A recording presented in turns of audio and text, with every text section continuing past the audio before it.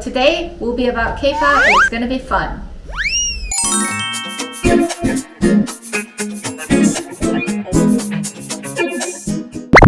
Hi! Long time no see. Recently I had an opportunity to talk about K-pop at MIT. And I also started a new job as an adjunct professor at a university teaching K-pop. I thought it would be fun to share a little bit of what I am preparing for my students with you guys briefly. So today we'll talk about the success of K-pop in the global market. So the first reason for K-pop success is strategic talent management system. K-pop artists go through a very systematic training process. They were casted when they're very young. The labels provide not only dancing, rapping, and singing lessons for these trainees, but also they provide language lessons, media training, and even book reading to make sure that these artists grow up to be an attractive public figures. The whole training system is very much like a boot camp where they go through extreme competition and harsh evaluation to meet high standards set for the K-pop stars. But the management system also seeks perfection in both the performance aspect of these K-pop stars as well as their daily lives. They try to be role model figures for the teens and the younger generation in the society. And such talent management system is very unique in the K-pop industry. And we can say this is one of the reasons that have led K-pop to success. The second reason for K-pop success, and which I think is the core of the secret to K-pop success, is the unique relationship that artists have with their fans. Fans are definitely the main consumers of the K-pop products, but they're more than that because they're emotionally very much invested in these artists. Not only as thinking of K-pop artists as their ideal boyfriends or girlfriends, some of the fans feel like they are developing and nurturing these K-pop artists together with the label. And having the sense of ownership over these artists definitely make the K-pop fans much more loyal to the artists than the fans of anywhere else. Not only that, K-pop artists have been actively utilizing social media to interact with their fans. Multiple number of K-pop labels have invested to create special platforms for K-pop artists to connect with their fans and interact with them directly. Many of the K-pop artists have been releasing content through social media platforms such as YouTube, Twitter, Facebook, and whatnot. Like before this social media, these artists had to travel around the world to meet the fans in other countries. They would have to do US tours, they would have to do European tours to meet with the fans. But because of the development of social media, the K-pop artists had the opportunity to talk to the fans and interact with them virtually online, creating these personal bonds with the global fans, and which have definitely contributed to the global success of these K-pop artists. Fans have changed, evolved into both the consumer and the producer. So we call them prosumer in the internet world because of social media.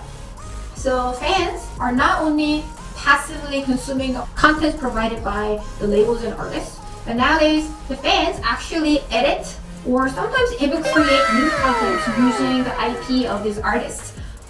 So we call them fan created or fan made contents online.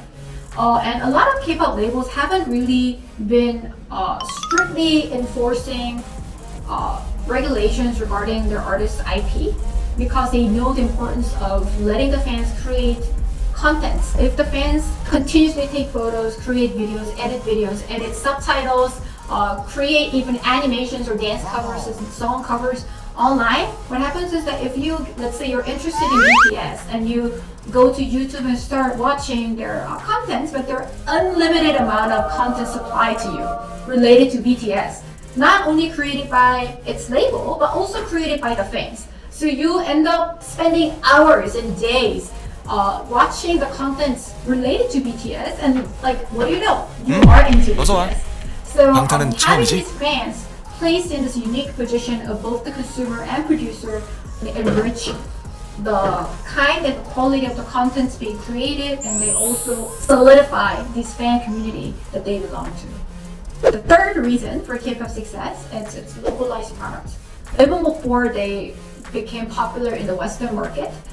When we first tried to make it in Japan, artists like Doa and TVXQ would not only learn the language of Japan, but also will release albums sung in Japanese. And some of the songs were only made for the Japanese market, specifically targeting that crowd. A lot of K-pop artists have been trying to localize their products to meet the demands of the four international fans. Not only that, SM Entertainment, I guess, have been definitely one of the pioneers in localizing its products.